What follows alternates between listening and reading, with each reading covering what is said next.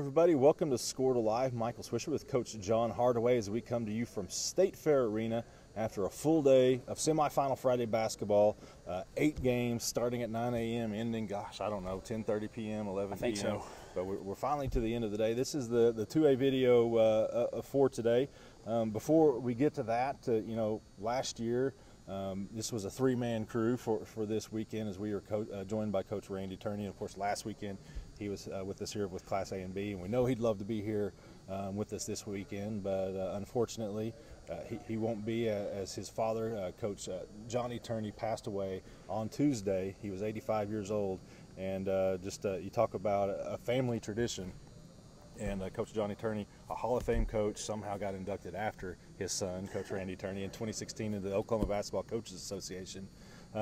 Probably best known for a couple of things, and I would say number one is coaching Waukeeta to the 1971 state championship, and I think his best player is Randy Tourney, 101 points, which was then a record for a 3-game state tournament. And then we talk about, I think one thing that's synonymous with Coach Tourney is that big matchup zone. Just pass it on to his daughters. I run it, or at least I try to. It's not a very good version, probably. But the Coach, Tourney zone. That's what I mean. That's where it started, was the Tourney zone. Yeah, and Johnny was really credited with being kind of the innovator in that part of the state, the northern part of the state, with that matchup zone, something that nobody was doing at that time. But you just look at what he did over a 20-plus year career. He won 383 games in basketball. He won 419 baseball games. So just an amazing career there. He will be laid to rest Saturday, which is why Coach Tourney cannot be with us. But our thoughts certainly with that family. Wish he could be here, but we know he'll be watching. Absolutely, thoughts and prayers with the entire family. Johnny Tourney, you could see him at every game. He loved watching his sons and his daughters and his granddaughters, any of his kids, grandkids. He was everywhere. He would be at games around the Enid area that even if he didn't have a family member playing, he was a basketball junkie. He was a great man. I enjoyed many conversations with him. Great coach, great person. You hear it from anybody that had any type of interaction with Johnny Tourney, the original Coach Tourney. It was extremely positive, very, very well thought of. And so we're missing Coach Tourney here really bad. This is one of his favorite places to be, but definitely Coach Tourney and the entire family is in our thoughts and prayers. Yeah, so you've certainly got big shoes to fill over here, so don't mess up. Can't do it. Let's hop into the 2A. We know they love the small school, so let's talk a little bit small school. We'll start with the boys. It's going to be number 1 Wright City against number 2 Latta, the defending champions, in what should be a fantastic boys championship game. They will play at the final game of the 2018 season here at State Fair Arena, as they are set to tip off at 9:15 p.m. Wright City earlier today, 48-41. That was at Yukon High School. Is actually finished not too long ago. I think Robert Briley with 28 points in that win as Wright City gets into the title game for the 3rd time ever. It's never won a title, first time since 1993. The Lumberjacks have won 20 in a row and really have just kind of been on a roll all season long. Yeah, we talk about the Briley brothers. They are definitely the key to with everything that has to do with Wright City. I was surprised. We were talking earlier, just kind of getting ready, that they have not won a state championship because you think about small school basketball. Wright City's always, it seems like it's been up here all the time. Like I said, they were preseason number 1. They've been number 1 throughout the season. It doesn't surprise me one bit that they're in the finals, and I know especially after last year getting beat in the semifinals and kind of a big upset to CHA. They were hungry to get back here to the fairgrounds and to kind of get some revenge for that semifinal exit last year.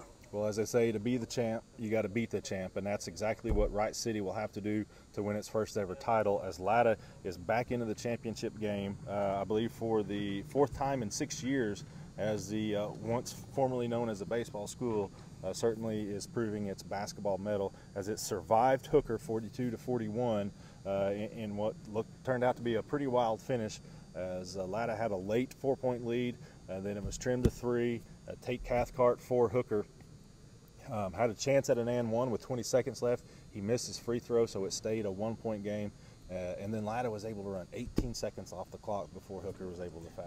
We saw that last just where Latta spread out and they went to their delay, and like I said, to burn that amount of time off, that you could just tell that those kids have kind of been in that situation, and that's a difference. Latta had been there for years now, and Hooker here, their first trip in quite a while under Coach Kerr. you give credit to Hooker too. I mean, they're right there at the end and then get exactly what they want there. Just Latta's able to squeak one out there by one, and here they are, Latta back in the finals again in boys in 2A. Yeah, fourth time in 6 years, and Hooker's a team we expect to see back, a good young team under Coach Kerr. Trent Smith for Latta, 21 of his 25 points in the second half as Latta overcame a 21-16 halftime deficit. So it will be fitting, number 1 Wright City against number 2 and defending champion Latta at 9:15 p.m. here at State Fair Arena. On the girls' side, another game we want to see, another number 1 versus number 2, and I think this is the game that everybody's really thought that 2A has been leading to all season long, just like the boys. It's going to be number 1 Christian Heritage Academy against number 2 Cashion.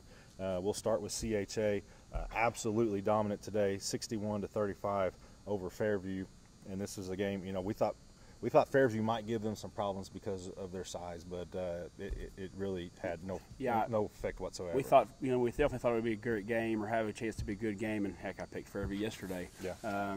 But from the start, CHA just dominated that game from start to finish. I mean, they were as impressive as a team could be in a state tournament game today. CHA girls were 21-4 in the second quarter. They led 38-12 at halftime.